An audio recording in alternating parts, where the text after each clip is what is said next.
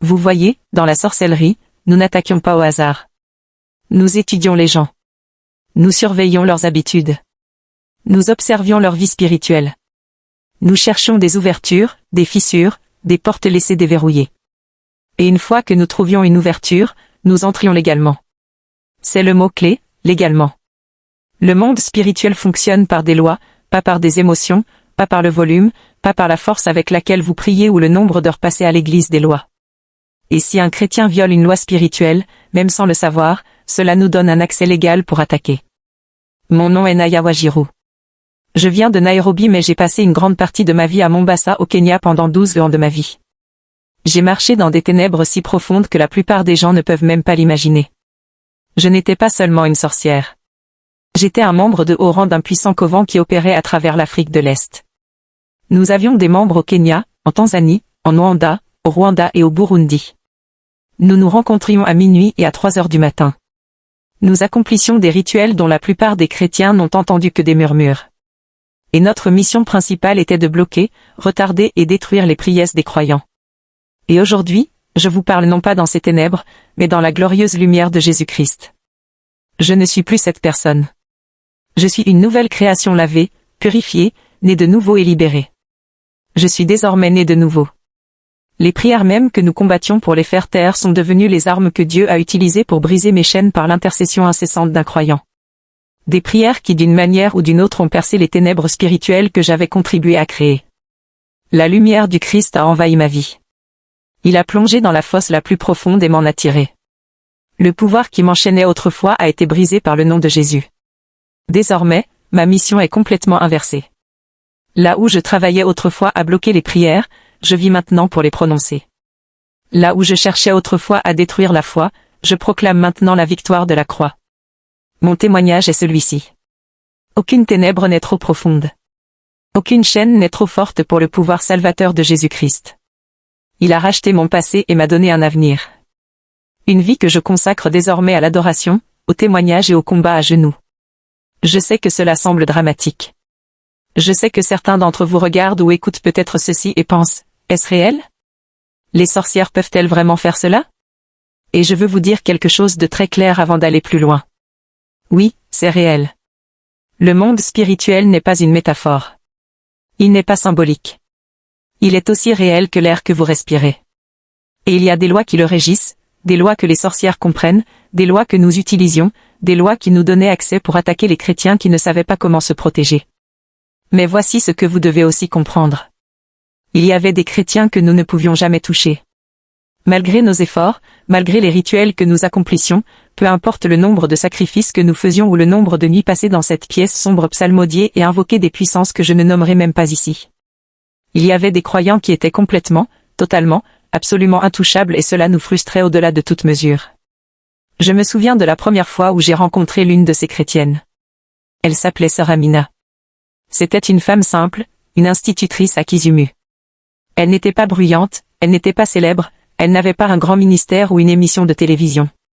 Mais lorsque notre coven l'a ciblée, quelque chose s'est produit que je n'avais jamais vu auparavant. Nous ne pouvions même pas nous approcher. Spirituellement, c'était comme s'il y avait un mur de feu autour d'elle. Chaque sort que nous envoyions revenait en arrière. Chaque malédiction que nous prononcions retombait sur nous. Chaque esprit de surveillance que nous dépêchions revenait confus. Incapable même de la localiser dans le royaume spirituel. C'était comme si elle était invisible pour nous. Et je suis devenu obsédé par la compréhension du pourquoi. Mais Sœur Amina n'avait aucune ouverture. Et après des mois d'essais et d'échecs, j'ai finalement compris pourquoi. Elle avait 4 signes dans sa vie, 4 protections spirituelles qui la rendaient totalement immunisée contre tout ce que nous tentions. Et aujourd'hui, après ma délivrance par Jésus-Christ, je vais vous révéler ces 4 signes. Pas pour vous faire peur, mais pour que vous puissiez être comme Sœur Amina, pour que vous puissiez devenir le genre de chrétien que les sorcières ne peuvent pas toucher, le genre de croyant dont les démons s'enfuient, le genre de guerrier de la prière que le royaume des ténèbres redoute. Ce ne sont pas des théories, ce ne sont pas des choses que j'ai lues dans un livre, ce sont les secrets que nous dans le coven connaissions et détestions. Et maintenant, je vais vous les donner. Avant de vous dire quels sont ces 4 signes, j'ai besoin que vous compreniez quelque chose sur notre mode opératoire. Beaucoup de chrétiens pensent que les sorcières sont juste des gens qui haïssent Dieu et veulent faire le mal. Et oui, il y a de la haine. Oui, il y a une profonde rébellion contre le Très-Haut. Mais c'est plus calculé que cela. Nous n'étions pas juste en colère. Nous étions stratégiques, nous avions des manuels, nous avions des protocoles, nous avions des réseaux de renseignement spirituel où l'information était partagée entre les coventes de différents pays. Si un pasteur à Dar es Salaam devenait trop puissant, nous envoyions un message aux covins de Nairobi, Arusha et Kampala et nous coordonnions les attaques. Nous savions quand les chrétiens planifient des croisades. Nous savions quand les églises organisaient des veillées de prière. Nous savions quand les croyants jeûnaient et nous avions des stratégies spécifiques pour chaque situation. Mais ce que nous redoutions le plus, ce n'était pas les croisades, ce n'était pas les prières bruyantes, ce n'était même pas le jeûne. Bien que le jeûne nous affaiblissait grandement, ce que nous redoutions le plus, c'étaient les chrétiens qui vivaient dans un alignement spirituel constant. Ceux qui ne priaient pas seulement lorsqu'ils avaient un problème, mais qui marchaient dans une consécration quotidienne. Ceux qui comprenaient les lois spirituelles et vivaient selon elles. Ces chrétiens étaient un cauchemar pour nous et sœur Amina était l'une d'entre eux. Je veux vous parler du premier signe qui la rendait intouchable parce que ce signe seul si vous l'appliquez ferme 90% des portes qui donnent aux sorcières accès à votre vie. Dans le royaume des ténèbres, nous comprenions quelque chose que beaucoup de chrétiens ignorent encore. Le manque de pardon n'est pas seulement un péché, c'est un contrat légal. Lorsque vous gardez de l'amertume, de la colère, du ressentiment ou de la haine dans votre cœur contre quelqu'un, vous signez un accord dans le monde spirituel.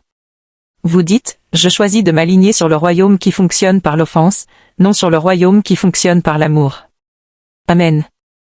Et au moment où vous faites cela, vous nous donnez accès peu importe combien vous priez ensuite, peu importe le nombre de versets que vous citez, peu importe le nombre de nuits passées à crier vers Dieu, si votre cœur n'est pas pur, vos prières sont légalement bloquées.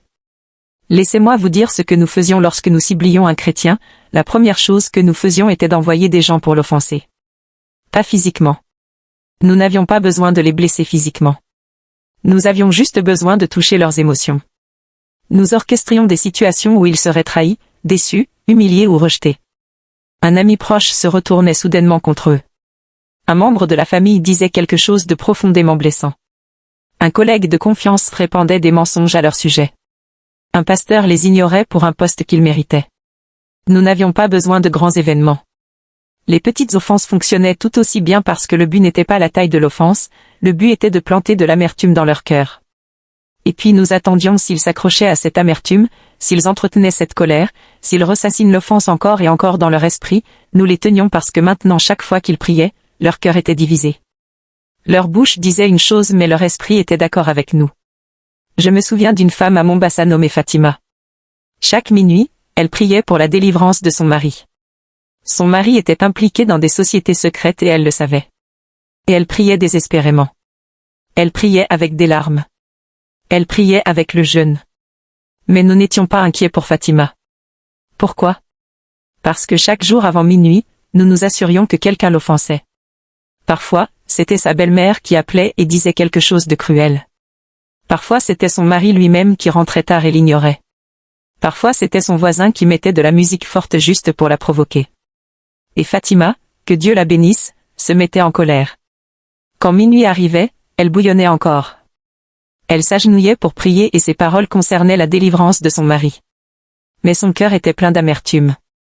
Elle était en colère contre sa belle-mère. Elle était en colère contre son voisin. Elle était en colère contre son mari.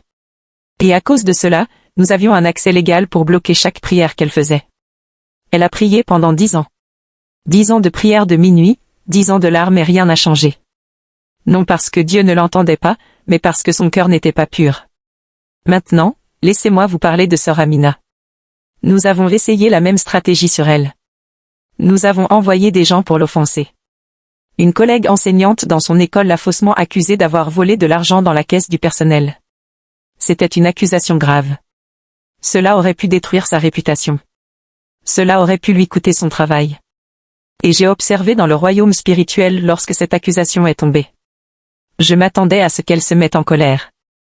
Je m'attendais à ce qu'elle se défende avec agressivité. Je m'attendais à ce que l'amertume prenne racine. Mais quelque chose s'est produit que je n'attendais pas. Elle a pleuré. Oui, elle a pleuré. Elle était blessée, elle était humaine. Mais avant le coucher du soleil ce jour-là, je l'ai vue dans le royaume spirituel agenouillée dans sa chambre et elle a prié une prière qui m'a secoué. Elle a dit, Père, je lui pardonne. Je ne sais pas pourquoi elle a dit cela sur moi, mais je la libère complètement. Je la bénis. Je prie que tu ouvres ses yeux et adoucisses son cœur. Et je te demande de purifier mon propre cœur de toute colère ou amertume. Sans de moi, Seigneur. S'il y a une quelconque offense en moi, retire-la maintenant. Et puis elle a prié pour ses ennemis. Elle a prié pour la femme qui l'avait accusée. Elle a prié pour le directeur qui avait cru l'accusation sans enquêter. Elle a prié pour tous ceux qui étaient impliqués. Et à ce moment-là, j'ai vu quelque chose dans le royaume spirituel que je n'oublierai jamais. Chaque porte que nous avions tenté d'ouvrir par cette offense s'est refermée violemment. L'amertume que nous avions plantée s'est flérie et être morte avant de pouvoir prendre racine. Et les prières de sœur Amina cette nuit-là sont parties tout droit comme une flèche aiguisée, perçant chaque barrière que nous avions mise en place. Nous ne pouvions pas l'arrêter parce que son cœur était pur. Maintenant, j'ai besoin que vous compreniez quelque chose. Le pardon n'est pas une question de sentiment. Sœur Amina ne se sentait pas heureuse d'être faussement accusée. Elle ne ressentait pas de chaleur ni de sympathie envers la femme qui avait menti sur elle. Mais elle a pris une décision de la volonté. Elle a dit, je choisis de pardonner, je choisis de libérer, je choisis de laisser Dieu gérer cela. Et cette décision a fermé la porte. Vous voyez dans Matthieu 6h14 à 15, Jésus a dit quelque chose que la plupart des chrétiens connaissent mais que peu appliquent. Il a dit, si vous pardonnez aux hommes leurs offenses, votre Père céleste vous pardonnera aussi. Mais si vous ne pardonnez pas aux hommes, votre Père ne vous pardonnera pas non plus vos offenses. Ce n'est pas juste un bel enseignement, c'est une loi spirituelle. Lorsque vous pardonnez, vous activez le pardon de Dieu sur votre propre vie. Lorsque vous refusez de pardonner, vous le bloquez. Et lorsque le pardon de Dieu est bloqué, vos prières sont bloquées. C'est aussi simple que cela et c'est aussi sérieux que cela. J'ai vu des chrétiens prier pour des peurés pendant des années et rien ne se passe. Non parce que la percée n'est pas disponible mais parce qu'ils s'accrochent à une offense datant de 5 ans, 10 ans, 20 ans. Ils sont encore en colère contre leur père pour les avoir abandonnés. Ils sont encore amers envers leur ex-conjoint pour la trahison. Ils en veulent encore au pasteur qui les a blessés. Ils sont encore offensés par l'ami qui les a trahis. Et tant que cette amertume est là, chaque prière qu'ils font est légalement bloquée. Mais voici la bonne nouvelle. Au moment où vous pardonnez, la porte se ferme. Au moment où vous libérez cette personne, vous vous libérez vous-même. Au moment où vous bénissez votre ennemi, vous activez la bénédiction de Dieu sur votre propre vie. Sœur Amina m'a enseigné cela pas par ses paroles mais par sa vie. Et si vous voulez être intouchable, si vous voulez être le genre de chrétien que les sorcières ne peuvent pas maudire, vous devez faire ce qu'elle a fait. Avant de prier ce soir, vérifiez votre cœur. Demandez au Saint-Esprit de vous sonder. Y a-t-il quelqu'un que vous n'avez pas pardonné? Y a-t-il de l'amertume, de la colère, du ressentiment caché dans les recoins de votre cœur? Si c'est le cas, libérez-les maintenant. N'attendez pas. Ne dites pas, je lui pardonnerai quand elle présentera ses excuses. Non, vous pardonnez maintenant, vous libérez maintenant, vous bénissez maintenant. Et puis observez ce que Dieu fait. Car un chrétien qui prie avec un cœur pur est légalement intouchable. Le deuxième signe qui rendait sœur Amina impossible à maudire était quelque chose que beaucoup de chrétiens négligent complètement.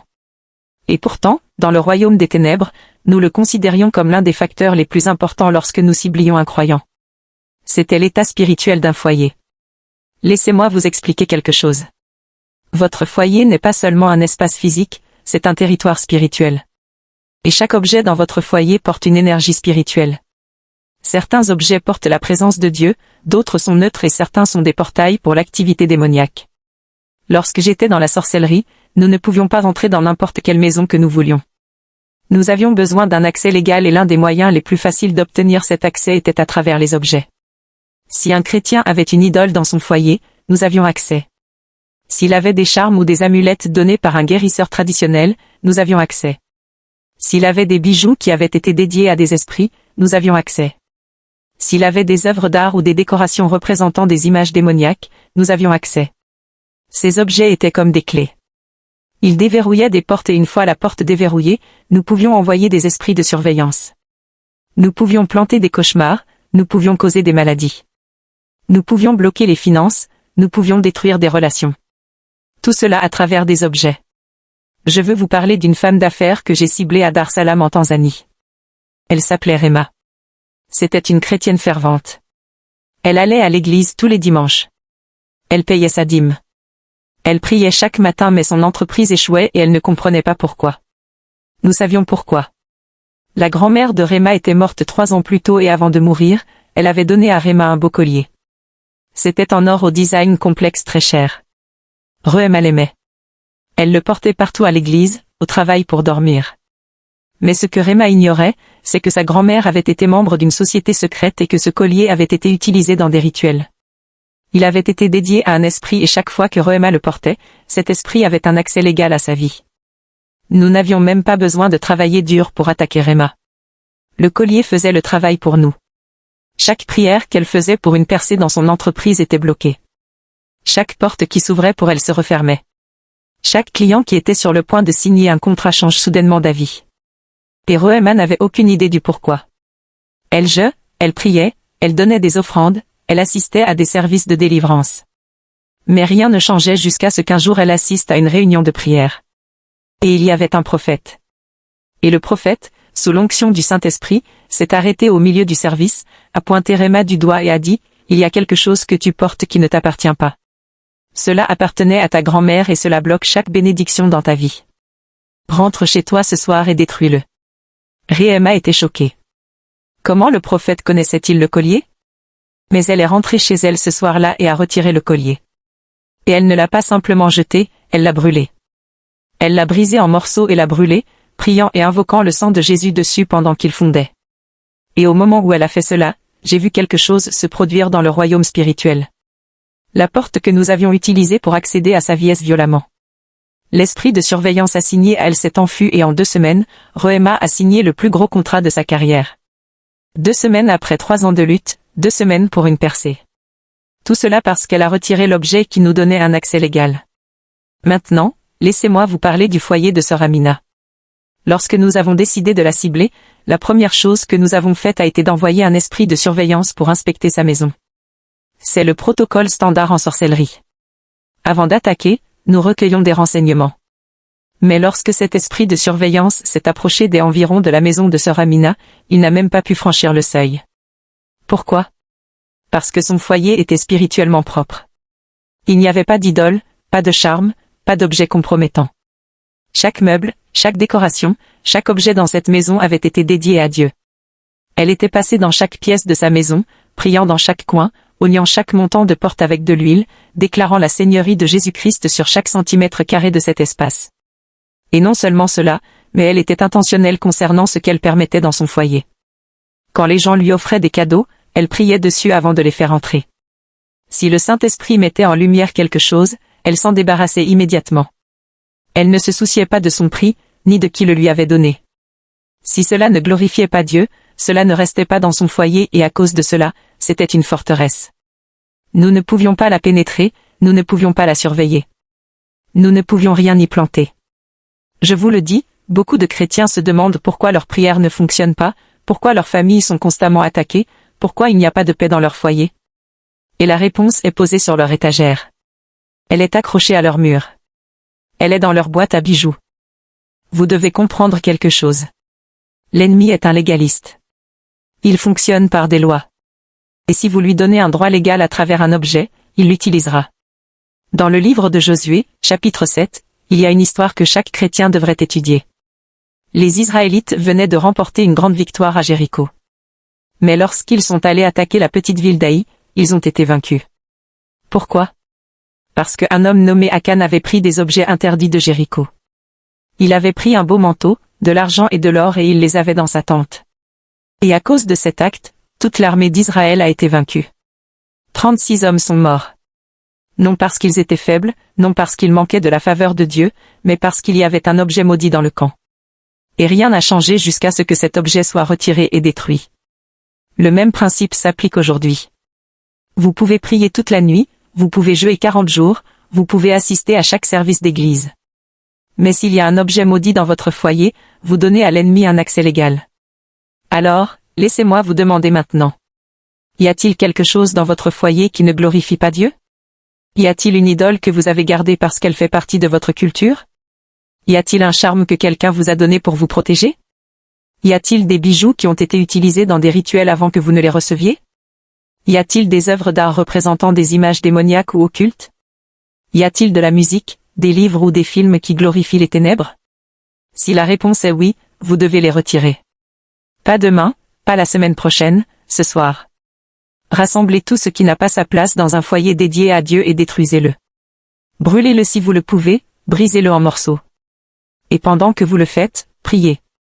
Invoquez le sang de Jésus, déclarez que votre foyer est une terre sainte. Et puis oignez votre maison. Prenez de l'huile d'olive, passez dans chaque pièce. Touchez chaque montant de porte et déclarez, pour moi et ma maison, nous servirons l'Éternel. Cette maison appartient à Jésus-Christ. Aucun esprit étranger n'a d'autorité ici. Aucun démon de surveillance ne peut opérer ici. C'est une terre sainte. Faites cela et vous fermerez une porte majeure que l'ennemi utilisait pour attaquer votre vie. Car un chrétien dont le foyer est spirituellement propre est intouchable. Le troisième signe qui rendait Sœur Amina impossible à maudire était quelque chose que nous appelions dans le Covin le bouclier de fréquence. Laissez-moi expliquer. Beaucoup de chrétiens printent lorsqu'ils ont des problèmes. Quand il y a une crise, ils printent. Quand ils ont besoin de quelque chose, ils printent. Quand ils ont peur, ils printent. Mais au moment où la crise passe, la prière s'arrête. Et dans ces intervalles, dans ces saisons silencieuses, nous attaquions. Vous voyez, la prière n'est pas seulement une communication avec Dieu. La prière est une arme spirituelle, c'est un bouclier, c'est une couverture. Et lorsque vous priez de manière constante, vous créez une atmosphère spirituelle autour de votre vie que les démons ne peuvent pas pénétrer. Mais lorsque vous priez de manière irrégulière, il y a des ouvertures, il y a des brèches et nous dans le royaume des ténèbres attendions ces brèches. Je me souviens d'une femme de pasteur à Kampala nommée Sarah. C'était une puissante guerrière de prière. Quand elle priait, les choses se produisaient. Les malades étaient guéris. Les familles étaient restaurées, les entreprises avaient des percées, mais Sarah avait un schéma. Elle priait intensément pendant une saison, peut-être 2 ou 3 mois. Elle se levait tôt, passait des heures en intercession, jeûait régulièrement, restait constante et pendant ces saisons, nous ne pouvions pas la toucher. Ses prières créaient un mur autour d'elle que nous ne pouvions pas briser. Mais après quelques mois, elle se fatiguait, elle devenait occupée. Ministère devenait accablant, les responsabilités familiales s'accumulaient et lentement sa vie de prière s'affaiblissait. Elle manquait un matin ici, sautait une nuit là et finalement passait des jours sans prière sérieuse. Et c'est à ce moment-là que nous frappions, nous attendions jusqu'à ce que nous voyions la brèche et puis nous lancions des attaques. Maladie soudaine, perte financière, conflit dans son mariage, dépression, confusion. Et Sarah se demandait pourquoi tout cela arrive-t-il maintenant. Cela arrivait parce que le bouclier était baissé. La prière, c'est comme respirer. Vous ne respirez pas seulement quand vous en avez envie. Vous respirez constamment parce que si vous arrêtez, vous mourrez. Il en est de même spirituellement. Vous ne pouvez pas prier seulement quand vous avez des problèmes. Vous devez prier constamment parce que la prière constante crée une atmosphère spirituelle que l'ennemi ne peut pas pénétrer. Maintenant, Sœur Amina comprenait cela. Elle ne priait pas parce qu'elle avait une crise. Elle priait parce qu'elle comprenait que la prière était sa ligne de vie. Chaque matin, avant de faire quoi que ce soit d'autre, elle priait. Pas une rapide prière de 2 minutes. Elle passait au moins 1 heure dans la présence de Dieu adorant, lisant la parole, intercédant.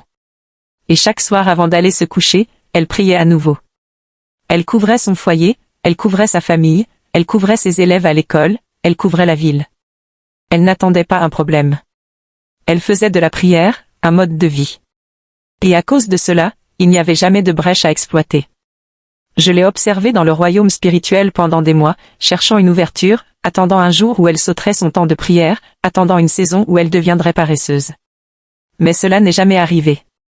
Elle était constante jour après jour, semaine après semaine, mois après mois.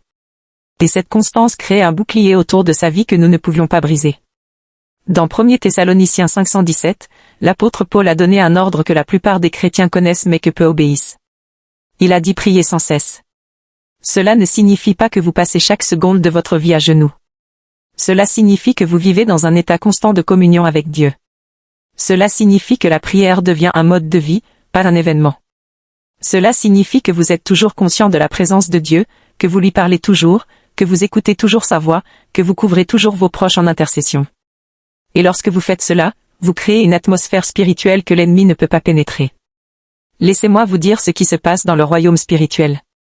Quand un chrétien prie constamment, chaque fois que vous priez, vous activez des anges. Chaque fois que vous déclarez la parole de Dieu, vous relâchez de la puissance. Chaque fois que vous adorez, vous repoussez les ténèbres. Et lorsque vous le faites de manière constante, cela s'accumule, cela se multiplie, cela crée des couches de protection spirituelle. Une prière c'est bien, mais 100 jours de prière c'est une forteresse. C'est pourquoi Daniel priait 3 fois par jour, tous les jours. C'est pourquoi David a dit dans le psaume 55, 17, le soir, le matin et à midi, je crie et je gémis. C'est pourquoi Jésus se retirait souvent pour prier, même quand il était occupé, même quand les foules le suivaient, parce qu'il comprenait que la prière constante est une arme, un bouclier, une couverture. Et si vous voulez être intouchable, si vous voulez être le genre de chrétien que les sorcières ne peuvent pas surveiller, vous devez construire un mode de vie de prière. Pas seulement quand vous avez des problèmes, pas seulement quand vous avez besoin de quelque chose, mais chaque jour, faites-en une priorité non négociable. Fixez un temps, un lieu et rencontrez Dieu.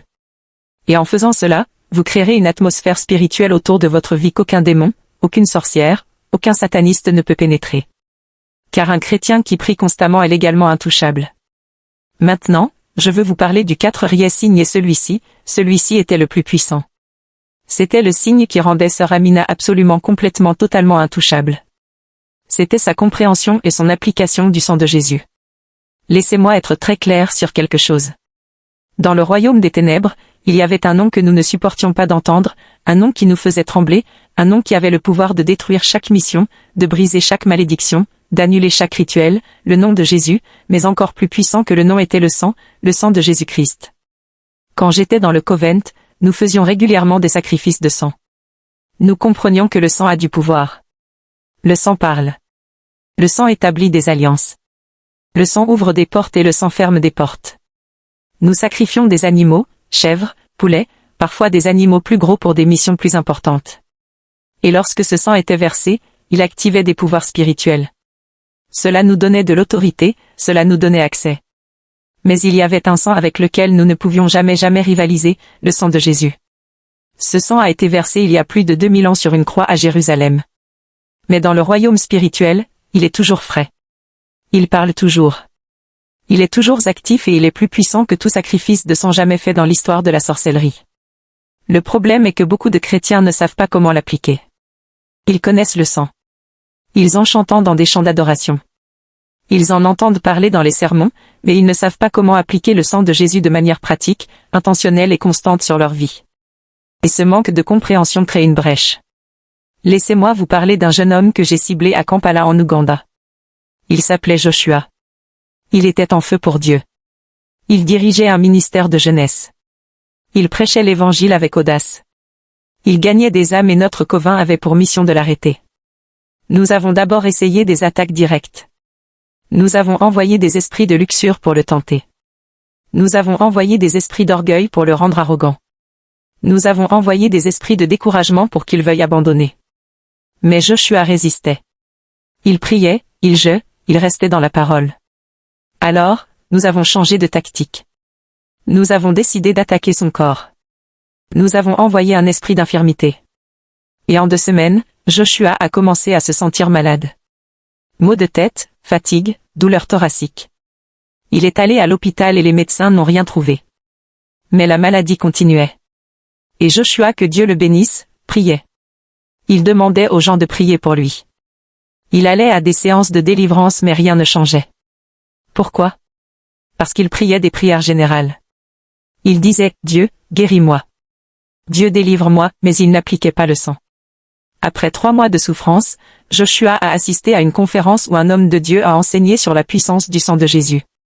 Et cet homme de Dieu a dit quelque chose qui a changé la vie de Joshua. Il a dit, le sang de Jésus n'est pas automatique. Vous devez l'appliquer, vous devez l'invoquer, vous devez le déclarer sur votre vie, votre famille, votre santé, vos finances. Vous devez être spécifique. Cette nuit-là, Joshua est retourné dans sa chambre et a commencé à prier différemment. Il a dit, Paru, je brise toute malédiction d'infirmité. Par le sang de Jésus, j'annule toute mission de maladie. Par le sang de Jésus, je détruis tout esprit envoyé pour attaquer mon corps. Je couvre ma tête avec le sang. Je couvre mon cœur avec le sang. Je couvre mes poumons, mon estomac, mes mers sanguines avec le sang de Jésus-Christ. Et pendant qu'il priait cette prière, j'ai vu quelque chose se produire dans le royaume spirituel qui m'a secoué jusqu'au plus profond de mon être. L'esprit d'infirmité que nous lui avions envoyé a commencé à crier. Il a commencé à brûler et il s'est enfui. En 24 heures, Joshua était complètement guéri. Tous les symptômes avaient disparu. Et non seulement cela, mais il est devenu intouchable après cela parce qu'il avait appris le secret. Il a commencé à appliquer le sang chaque jour. Le matin, il se couvrait avec le sang. Le soir, avant de dormir, il invoquait le sang sur son foyer. Avant de voyager, il appliquait le sang sur son voyage et nous ne pouvions plus le toucher. Maintenant, laissez-moi vous parler de Sœur Amina et du sang. Sœur Amina ne connaissait pas seulement le sang, elle vivait sous le sang. Chaque matin, les premiers mémotes qui sortaient de sa bouche étaient « J'invoque le sang de Jésus sur ma vie ». Avant de quitter la maison, elle se tenait à la porte et disait « Je me couvre avec le sang de Jésus. Je couvre ma famille avec le sang de Jésus. Je couvre mon voyage avec le sang de Jésus. » Avant d'aller dormir, elle oignait les montants de ses portes avec de l'huile et déclarait « Paru, aucun mal n'entrera dans cette maison cette nuit. » Quand elle priait pour ses élèves, elle disait « J'invoque le sang de Jésus sur chaque enfant de ma classe. » Elle était intentionnelle, elle était spécifique. Elle comprenait que le sang n'était pas juste un concept théologique, c'était une arme spirituelle et à cause de cela, nous ne pouvions pas la toucher. Je me souviens qu'une fois notre chef de couvent était tellement frustré par Sœur Amina qu'il a décidé d'accomplir un rituel spécial, un rituel très sombre, très puissant qui nécessitait de sacrifier une chèvre à minuit sous une pleine lune. Ce n'était pas une petite chose. C'était l'une des malédictions les plus fortes que nous pouvions envoyer. Nous nous sommes rassemblés. Nous avons psalmodié. Nous avons invoqué des puissances. Nous avons versé le sang de cette chèvre et nous avons prononcé une malédiction de mort sur Sœur Amina. Et j'ai observé dans le royaume spirituel pour voir ce qui allait se passer. Mais rien ne s'est passé. La malédiction que nous avons envoyée ne l'a même pas atteinte. C'était comme s'il y avait un bouclier invisible autour d'elle. Et puis je l'ai vu, le sang de Jésus comme une couverture écarlate l'entourant complètement. Et au moment où notre malédiction touchait ce sang, elle s'est désintégrée. Elle n'avait aucun pouvoir, aucun effet. Nous avions versé le sang d'une chèvre, mais elle était couverte par le sang de l'agneau de Dieu. Et il n'y a pas de comparaison. Dans Apocalypse 12h11, il est dit, ils l'ont vaincu à cause du sang de l'agneau et à cause de la parole de leur témoignage. Ce mot vaincu est si puissant. Il ne dit pas qu'ils ont survécu. Il ne dit pas qu'ils s'en sont à peine sortis. Il dit qu'ils ont vaincu. Ils ont triomphé. Ils ont vaincu l'ennemi. Comment? Par le sang de l'agneau. Non par leur propre force. Non par leur propre justice, non par combien ils priaient ou par le sang. Et si vous voulez être intouchable, si vous voulez être le genre de chrétien contre qui aucune arme forgée ne prospérera, vous devez apprendre à appliquer le sang chaque jour. Invoquez le sang. Dites-le à haute voix. Je me couvre avec le sang de Jésus. Je couvre ma famille avec le sang de Jésus. Je couvre mon foyer, ma santé, mes finances, mon ministère avec le sang de Jésus. Avant de dormir, déclarez-le. Par le sang de Jésus, j'annule chaque mauvais rêve. Je neutralise chaque cauchemar. Je détruis chaque esprit de surveillance. Je brise chaque malédiction. Quand vous voyagez, appliquez-le. J'invoque le sang de Jésus sur ce voyage. Je couvre ce véhicule avec le sang. Je couvre chaque passager avec le sang. Aucun accident, aucun mal ne nous approchera. Quand vous priez pour vos enfants, déclarez-le. J'invoque le sang de Jésus sur mon fils, sur ma fille. Aucune arme forgée contre eux ne prospérera. Ils sont couverts par le sang. Soyez spécifiques, soyez intentionnels, soyez constants. Car le sang de Jésus est l'arme la plus puissante que vous ayez. Et lorsque vous l'appliquez, vous devenez intouchable. Maintenant, laissez-moi résumer tout cela pour vous. Je vous ai partagé les 4 signes qui rendaient Sœur Amina impossible à maudire. 4 signes qui, si vous les appliquez, feront de vous le genre de chrétien que les sorcières craignent, dont les démons s'enfuient. Que le royaume des ténèbres ne peut pas toucher. Signe numéro 1, un cœur qui pardonne avant de prier. Libérez chaque offense. Refusez de garder de l'amertume. Gardez votre cœur pur, car un cœur pur est un cœur puissant. Signe numéro 2, un foyer spirituellement propre. Retirez chaque objet compromettant. Détruisez chaque idole, chaque charme, chaque cadeau impie. Dédiez votre foyer à Dieu car votre foyer est un territoire spirituel. Signe numéro 3, une vie couverte par une prière constante. Ne priez pas seulement quand vous avez des problèmes. Faites de la prière un mode de vie. Priez chaque jour car la prière constante crée un bouclier que l'ennemi ne peut pas pénétrer. Signe numéro 4, une vie qui comprend la puissance du sang. Appliquez le sang de Jésus sur tout. Invoquez-le quotidiennement. Déclarez-le avec audace.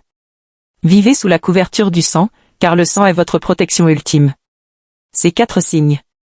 Mais quand sœur Amina en avait un seul, nous avions du mal. Quand elle en avait 2, nous échouons. Quand elle en avait 3, nous fuit. Mais quand elle avait les 4, elle était complètement, totalement, absolument invisible pour nous. Nous ne pouvions pas la surveiller, nous ne pouvions pas la maudire, nous ne pouvions pas l'attaquer. Elle était intouchable et vous pouvez l'être aussi. J'ai besoin que vous compreniez quelque chose. L'ennemi n'est pas aussi fort que vous le pensez. Il est plus faible que vous ne le réalisez, mais il est aussi plus légaliste que la plupart des chrétiens ne le comprennent. Il fonctionne par des lois et si vous lui donnez une ouverture légale, il l'utilisera. Mais si vous fermez les portes, si vous marchez dans ces 4 signes, vous devenez légalement intouchable. Et c'est à ce moment-là que vous commencerez à voir la percée. C'est à ce moment-là que vos prières commenceront à percer les cieux. C'est à ce moment-là que votre famille commencera à expérimenter la liberté. C'est à ce moment-là que vos finances commenceront à couler. C'est à ce moment-là que votre santé sera restaurée. C'est à ce moment-là que votre ministère avancera. Non parce que vous êtes parfait, mais parce que vous êtes protégé. Non parce que vous êtes puissant en vous-même, mais parce que vous comprenez les lois spirituelles et vivez selon elles. Après avoir quitté le royaume des ténèbres et donné ma vie à Jésus-Christ, j'ai fait un vœu. J'ai fait le vœu que chaque secret que j'utilisais autrefois contre les chrétiens serait exposé. Chaque tactique que j'employais autrefois serait révélée. Chaque loi que j'exploitais autrefois serait expliquée pour que le corps de Christ ne soit plus ignorant. Pour que les croyants ne soient plus des victimes, pour que l'Église se lève dans l'autorité que Jésus nous a déjà donnée. Et c'est pourquoi je partage ceci avec vous aujourd'hui. Non pour vous effrayer, mais pour vous rendre conscient. Non pour vous décourager, mais pour vous fortifier. Car la vérité est que vous avez déjà tout ce dont vous avez besoin pour vivre dans une victoire totale. Jésus a déjà vaincu l'ennemi. Le sang a déjà été versé. La victoire a déjà été remportée. Vous avez juste besoin de marcher dedans. Maintenant, avant de terminer, je veux prier avec vous. Je veux vous conduire dans une prière qui activera ces 4 signes sur votre vie. Et j'ai besoin que vous la disiez à haute voix. J'ai besoin que vous la priez avec autorité. J'ai besoin que vous la priez avec foi parce que lorsque vous déclarez ces choses, quelque chose se produit dans le royaume spirituel. Des portes se ferment, des malédictions se brisent, des missions sont annulées et vous entrez dans un nouveau niveau de protection spirituelle. Alors, où que vous soyez en ce moment, je veux que vous disiez cette prière avec moi. Dites-la à haute voix. Dites-la du fond du cœur. Père, au nom de Jésus-Christ, je me présente devant toi maintenant. Je te remercie pour le sang de Jésus qui a été versé pour moi sur le calvaire. Je te remercie que par ce sang, j'ai été racheté, pardonné et libéré. Et maintenant, j'active les 4 signes de protection sur ma vie. Premièrement, je choisis de pardonner. Je libère chaque personne qui m'a jamais blessé, trahi, déçu ou offensé. Je laisse partir toute amertume, toute colère, tout ressentiment que j'ai gardé dans mon cœur. Je pardonne aux membres de ma famille qui m'ont blessé. Je pardonne aux amis qui m'ont abandonné. Je pardonne à ceux qui ont menti sur moi, commis des médisances à mon sujet ou ont essayé de me détruire. Je les libère complètement et je te demande, Père, de purifier mon cœur. Sans de moi. S'il y a une quelconque offense cachée en moi, retire-la maintenant. Je choisis de marcher dans l'amour. Je choisis de marcher dans le pardon. Je choisis de garder mon cœur pur. Deuxièmement, je sanctifie mon foyer. Je déclare que mon foyer est une terre sainte. Chaque pièce, chaque coin, chaque meuble t'appartient. Seigneur, je brise et détruis chaque objet compromettant dans cette maison. Chaque idole, chaque charme, chaque cadeau impie qui a donné à l'ennemi accès, je les retire maintenant au nom de Jésus. Joins les montants de mes portes avec l'huile du Saint-Esprit. Je déclare qu'aucun esprit étranger n'entrera ici. Aucun démon de surveillance n'opérera ici. Aucune malédiction n'atterrira ici. Cette maison est couverte par le sang de Jésus. Troisièmement, je m'engage à un mode de vie de prière constante. Je ne prierai pas seulement quand j'ai des problèmes. Je prierai chaque jour. Je prendrai du temps pour chercher ta face, pour entendre ta voix, pour intercéder pour ma famille et ma nation. Je déclare que ma vie de prière ne sera pas irrégulière. Je construirai un bouclier de fréquence par la communion quotidienne avec toi. Et je te demande, Saint-Esprit, de m'aider. Donne-moi de la discipline, donne-moi de la faim. Donne-moi de la passion pour prier sans cesse. Quatrièmement, j'applique le sang de Jésus sur ma vie. Maintenant, j'invoque le sang de Jésus sur ma tête, mon esprit, mes pensées. J'invoque le sang de Jésus sur mes yeux, mes oreilles, ma bouche. J'invoque le sang de Jésus sur mon cœur, mes poumons, mes organes internes. J'invoque le sang de Jésus sur mes mains, mes pieds, tout mon corps. Je couvre ma famille avec le sang. Je couvre mon foyer avec le sang. Je couvre mes finances avec le sang. Je couvre mon ministère, mon appel, mon destin avec le sang de Jésus. Par le sang, j'annule chaque malédiction prononcée contre moi. Par le sang, je brise chaque alliance mauvaise que j'ai contractée sciemment ou inconsciemment. Par le sang, je détruis chaque esprit de surveillance assigné pour traquer ma vie. Par le sang, j'annule chaque attaque de sorcellerie, chaque agenda satanique, chaque mission démoniaque. Je déclare que je suis couvert, je suis protégé, je suis scellé, je suis intouchable. Aucune arme forgée contre moi ne prospérera. Toute langue qui s'élèvera contre moi en jugement, je la condamne. C'est mon héritage en tant que serviteur du Seigneur et ma justice vient de toi, Père. Je déclare qu'à partir de ce jour, je marche dans les 4 signes de protection. Je suis un chrétien que les démons craignent. Je suis un croyant que les sorcières ne peuvent pas maudire. Je suis un enfant de Dieu couvert par le sang de l'agneau et aucun pouvoir des ténèbres n'a d'autorité sur ma vie. Au puissant nom de Jésus-Christ, je prie. Amen. Si vous avez prié cette prière avec moi, quelque chose a changé dans le royaume spirituel. Des portes se sont fermées, des malédictions ont été brisées et vous êtes entrés dans un nouveau niveau de protection spirituelle. Mais j'ai besoin que vous fassiez quelque chose. Ne priez pas cette prière une fois et oubliez-la. Vivez dans ces 4 signes. Vérifiez votre cœur quotidiennement. Gardez-le pur. Pardonnez rapidement. Vérifiez votre foyer régulièrement. Retirez tout ce qui ne glorifie pas Dieu. Priez constamment. Faites-en un mode de vie, pas un événement. Et appliquez le sang chaque jour. Si vous faites ces 4 choses, je vous le promets, l'ennemi n'aura aucun accès légal à votre vie. Vous deviendrez le genre de chrétien que le royaume des ténèbres craint. Maintenant, avant de conclure, je veux vous demander de faire quelque chose qui aidera à diffuser ce message. Si ce témoignage vous a ouvert les yeux, si vous avez appris quelque chose aujourd'hui que vous ne saviez pas auparavant, j'ai besoin que vous partagiez cette vidéo. Partagez-la avec votre famille, partagez-la avec vos amis, partagez-la avec les membres de votre église. Car il y a tellement de croyants qui prient, je prie à Dieu, mais rien ne change. Non parce que Dieu n'écoute pas, mais parce qu'ils ne comprennent pas les lois spirituelles. Ils ne connaissent pas les 4 signes et vous pouvez être celui qui apportera cette lumière à eux.